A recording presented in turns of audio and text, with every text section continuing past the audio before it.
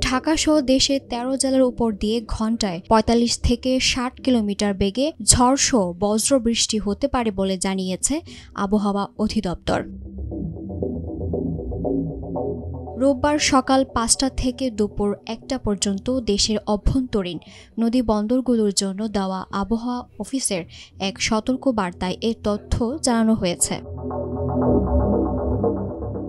বাংলাদেশের আবহাওয়া অধিদপ্তরের উপপরিচালকের পক্ষে আবহাওয়াবিদ মোহাম্মদ ফজলুর রশিদের স্বাক্ষর করা বিজ্ঞপ্তিতে বলা হয়, ঢাকা, ফরিদপুর, মাদারীপুর, যশোর, কুষ্টিয়া, খুলনা, বরিশাল, পটুয়াখালী, নোয়াখালী, কুমিল্লা, চট্টগ্রাম, কক্সবাজার এবং সিলেট জেলার উপর দিয়ে দক্ষিণ অথবা দক্ষিণ-পূর্ব দিক থেকে ঘণ্টায় ৪৫ থেকে ৬০ কিলোমিটার বেগে অস্থায়ীভাবে দমকা অথবা ঝড়ো হাওয়াসহ বৃষ্টি অথবা বজ্রসহ বৃষ্টি হতে পারে।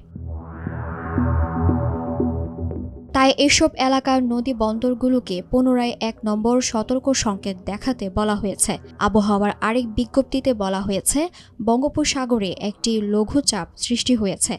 এ অবস্থায় আগামী মঙ্গলবার পর্যন্ত দেশের সব বিভাগে ঝড় বৃষ্টির পূর্বাভাস দেওয়া হয়েছে। এ সময় দেশের বিভিন্ন স্থানে মাঝারি থেকে ভারী বৃষ্টিপাত হতে পারে।